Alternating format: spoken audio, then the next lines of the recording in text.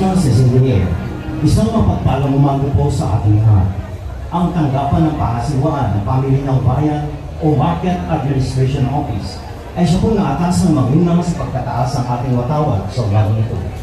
Ito po ay sisimulan ng sabay-sabay nating pag-awit ng lupang hinirang sa saliw ng Banda ng Maynila na pangunahan ni Ginoong Israel Crisostomo, Chief of Market Operations Division, na susundan ng isang panalangin na pangunahan ni Binibining Ruth Almodovar, Chief of Enforcement General Services Division, panunumpa sa watawat ng Pilipinas na pangunahan ni Binibining Lina Monterroso, sabay-sabay natin pag-awit ng awit ng Maynila sa saliw ng Banda ng Maynila na pangunahan muli ni Ginoong Israel Crisostomo, panata sa Bagong Pilipinas na pangunahan ni Binibining Johan Casielo, at sabay-sabay na pag-awit ng Bagong Pilipinas Team.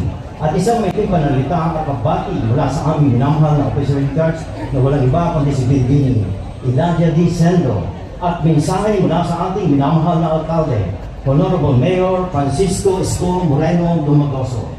Mga kapwa ko kawani, bilang panimula, sabay-sabay po natin awitin ang pambansang awit ng Pilipinas.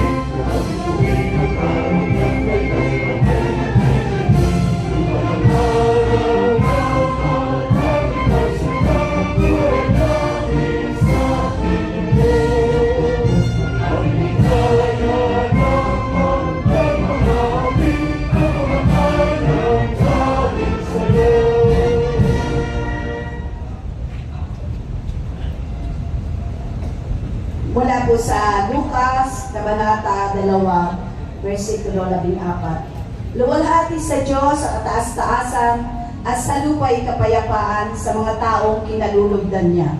Tayo ay manalangin. Isang magandang umaga sa iyo, aming Panginoon. Nagpupuri at nagpapasalamat kami sa lahat ng mga biyayang aming tinatanggap sa araw-araw. Ikaw ang Diyos na di lumilimot sa iyong mga anak sa panahon na humaharap sa lahat ng pagsubok sa buhay. Ang dugo ng iyong anak na nabuhos sa krus ng Kalbaryo ang naging kabayaran sa aming mga kasalanan. Tunay ang iyong pag-ibig na nadarama sa araw-araw ng aming buhay. Sa pagdiriwang at pag-alala namin sa iyong pagsilang, naway hindi ang mga material na bagay ang maging sentro, kundi ang iyong pag-ibig na di nagmamaliw sa lahat ng uri ng tao. Dinadalangin namin ang bansang Pilipinas at ang lungsod ng Maynila, 10 ng mga namumuno na kasihan ng iyong banal na espiritu upang makapaglingkod ng tapat at may takot sa Diyos. Ibalik mo rin ang ganda at kaayusan ng aming minamahal na lungsod. Ito ang aming dalangin na may pagpupuri at pagpapasalamat sa tanging pangalan ni Jesus na aming Diyos at tagapagligtas. Amen. Taas po natin ang ating kanang kamay. Panunumpa ng katapatan sa watawat. Ako ay Pilipino, buong katapatang nanunumpa sa watawat ng Pilipinas at sa bansang kanyang sinasalisad, na may dangal, katarungan at kalayaan na pinakikilos ng sambayanang makadiyos, makatao, makakalikasan at makabansa.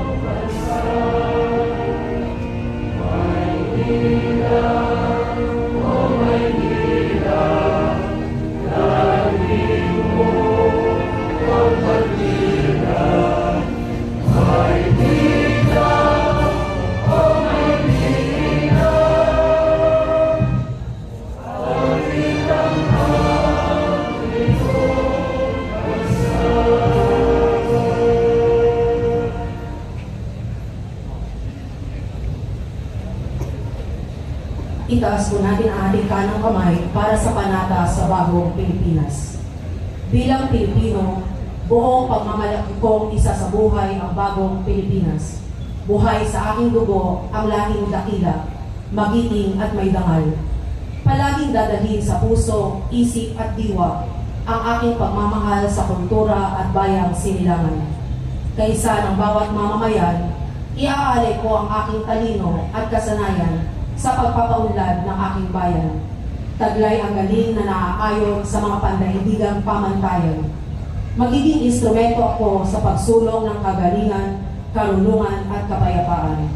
Makikisa at makikilahok ako sa mga adikain ng pamahalaan dahil ang kaunlaran ay hindi lamang responsibilidad ng ilan.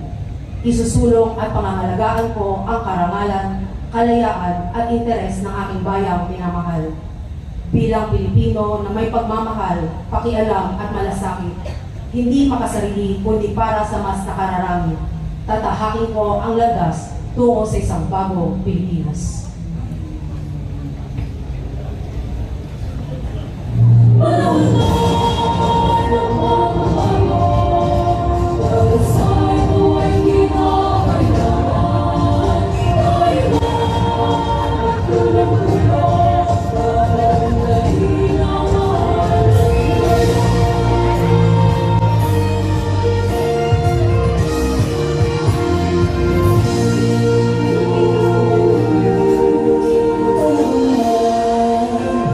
Pagbabago dahil sa ito ay kinakailangan tayo lang tulong-tulong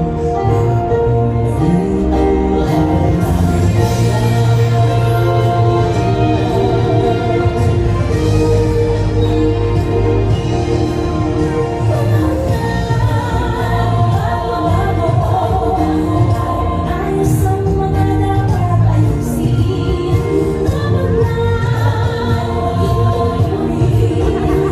Bawat mamamayan dito sa atin ay pagbabago sa pagsenso. Sigaw mabuti kung hinawa walang natin sa mundo at ipamalas ang bagong Pilipino, ang bagong Pilipinas.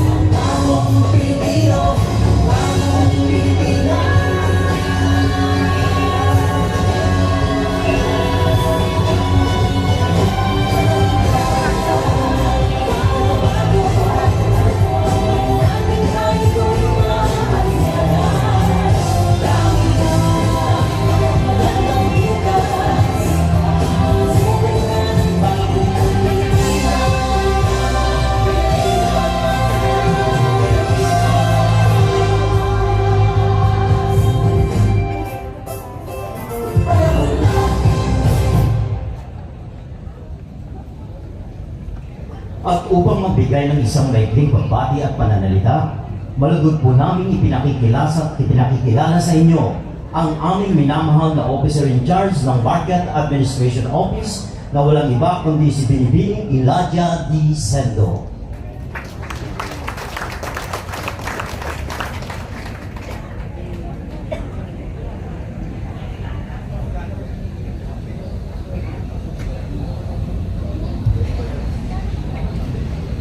Sa ating pong kagalang-galang na alkalde, Francisco Escomoren. Sa ating pong Vice Mayor, ang Hilalay Chief.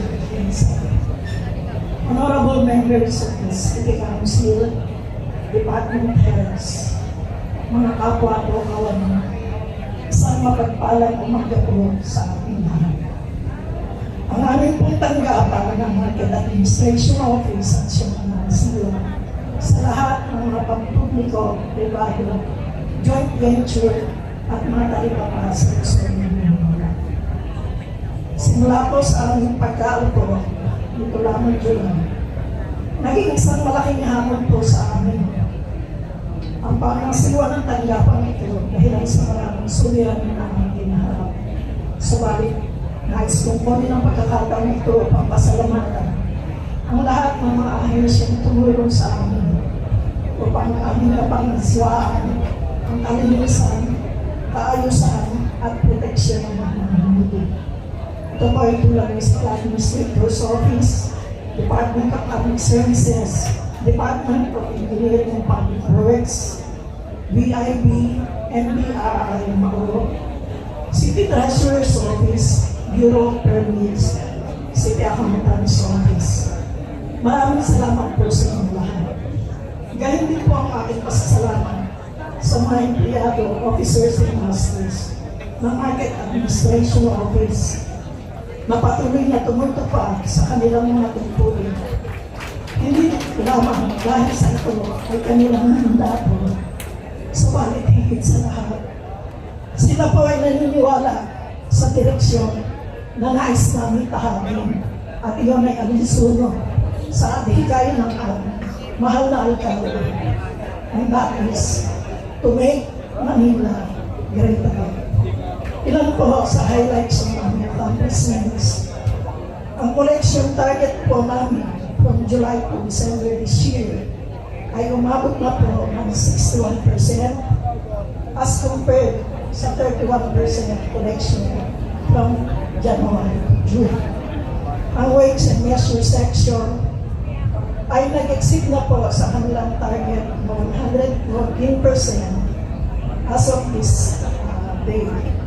Sa joint venture markets naman po, dahil na rin sa aming pangungulit at katulong City Treasurers and Bureau of Permits, sila po ay nakapagtala ng 106% target.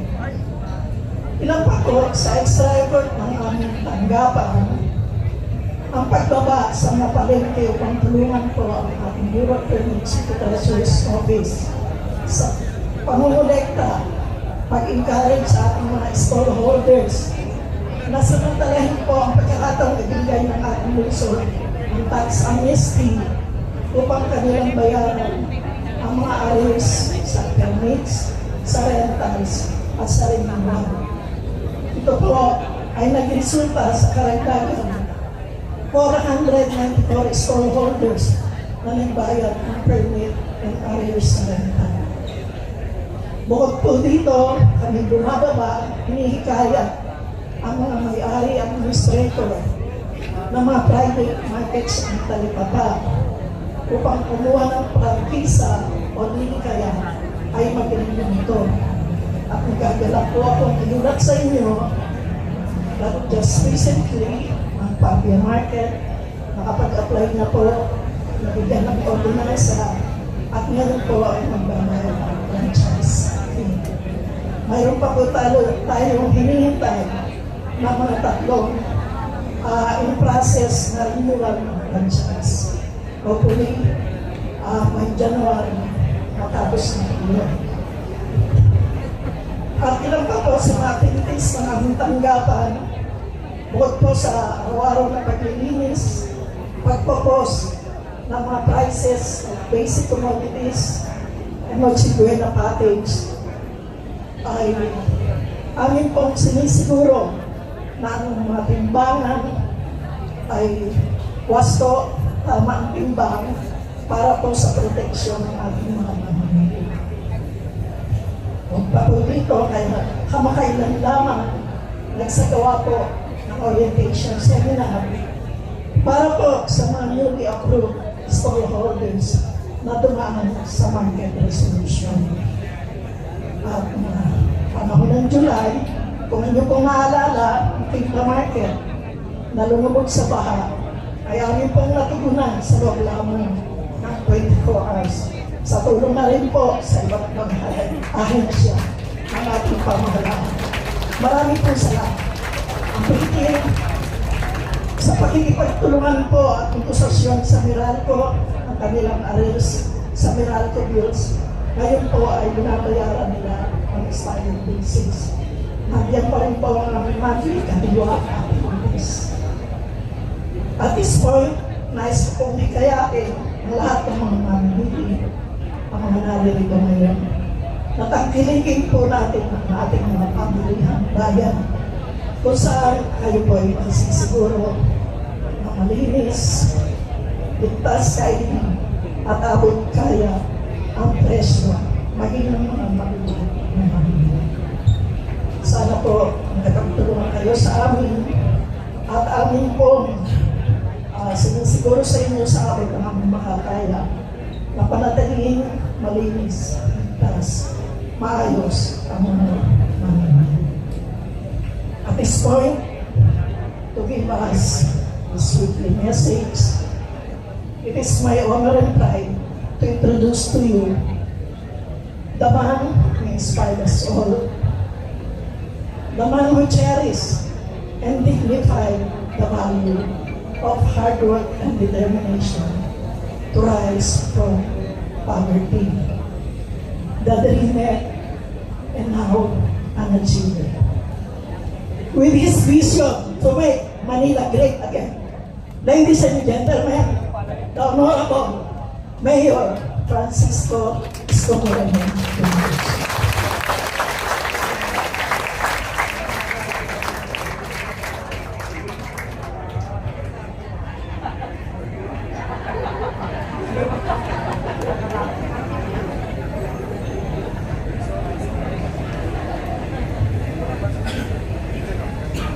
Napaka niya naman si Director.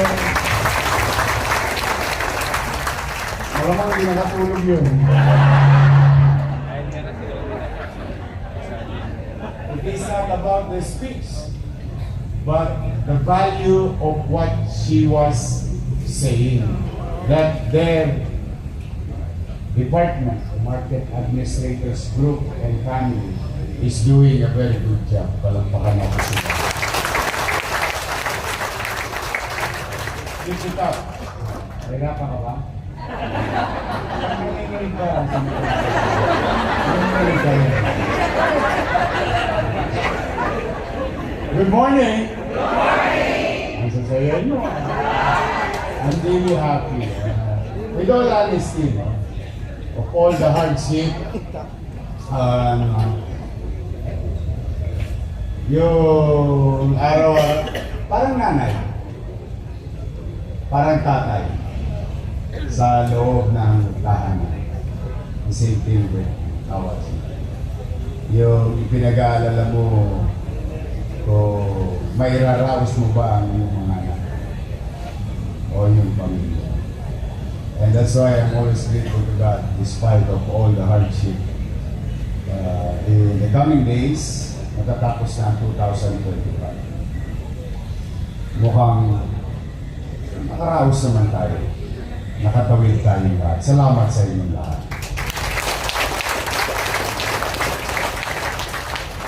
At yung gusto ko lang bigyan ng extra pasalamat last Saturday, yung mga taga-CPO.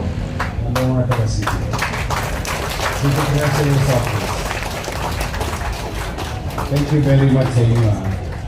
You know, there is this long overdue for our co-workers the height of pandemic who did not receive their lawful and rightful pay, and it's been sleeping there for the past 3 years. I'm just happy that Paul gave me a letter last September, and next is the memorandum of agreement with DOH, and immediately I sign it, then I process it. At awa ng Diyos, our City Treasurer's Office opted to voluntarily come on a Saturday just to give 844 individuals. Out of that 700 plus, hindi makapaniwala, pumunta yung iba dyan alas 7, alas 8 pa lang tapos na sila. Akala nila maghapon yung bigayan. Kaya palakpakan natin yung ating mga sila. Yun po yung heya. Heya. I'm really happy for them. At natauli, pasalamat sa taxpayer. Wala that things. So, we move on. We're gonna face another year. New challenges for us. And hopefully, we continue to earn the trust and confidence of our people, especially the taxpayer and the business sector. We will aim another level of target among each other, among respective offices and department. But for now, I just want you to finish whatever spending there. Kami naman, hindi kami titigil hanggat hindi nyo nakukuha yung bagay na dapat sa inyo kung paperworks lang. In fact, thanks to Secretary Sarkal, and I went there Saturday and continue to sign things para ma-ATV na. Makaroon yung ATV Auto deposit ba tawag doon? Debit. Yun. Basta we'll make sure as we have committed to you, we will do that through the help of our City Treasurer's Office and employees. So for the meantime, I think wala na tayong flag ceremony next Monday, Abente Mebe. Take look na lamesa. Mag-ingat kayo. Huwag kayo magpapaputok Gusto ko, pag balik nyo sa 2026, buo ang mga daliri ninyo. Mahirap na. Papatokin nyo na lang yung iba. Lata, papatokin mo. Ikaw iyan, iniiyan mo. Dispalinghado ka na kung ano pa na iniisip mo.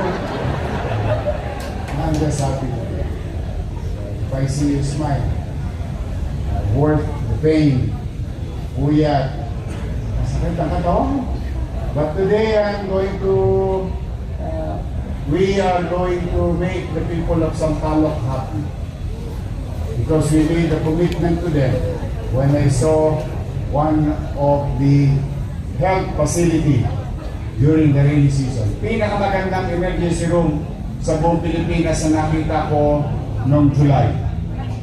May sariling box sa loob ng emergency room. May tabo dito sa tabi ng pasyente, may balde at planggana sa gilid ng nurse station, and so on. Sometimes adversity teaches us lesson. Sometimes adversity giving us opportunity to be better.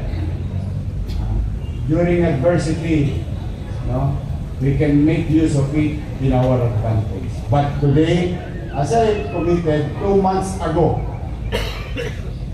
that we're going to build it, rebuild it, rehabilitate it, and make it better. Ibibigay natin ng before Christmas. And today it's gonna happen. I'm happy kung may taga-Sampaloc dito. Ito yung emergency na pumapasok ka pa lang, nabubuhay ka na. Ngayong araw, pag pumapasok ka sa Sampaloc, padilim na buhay. Nagdidiliryo ka na, lalo dumidilim. But I'm proud of those doctors and nurses, those frontliners. Despite of that kind of environment or working environment, they opted to deliver their best skills and experience giving healthcare. But today, that days are gone. And we will deliver today. So, mag-ingat kayo. I love you. Happy ba kayo? Yes! So lahat, pasasagutin natin si Judith? Lahat? Eh yung pinalihan nyo sa kahera, mababayaran lang. Wala na ATM. Natubos na. Whatever it is, I'm happy to be of service. Babalik after New Year. Mukhang may alam kayo So, ingat kayo. Have a good day. And put a smile in the faces of our people who goes to City Hall. Maganda lang maging pakiramdam nila habang naglilingkod tayo sa kanila. Mag-ingat kayo. I love you. Good morning. Pagpalain nawa kayo. Manila. Thank you.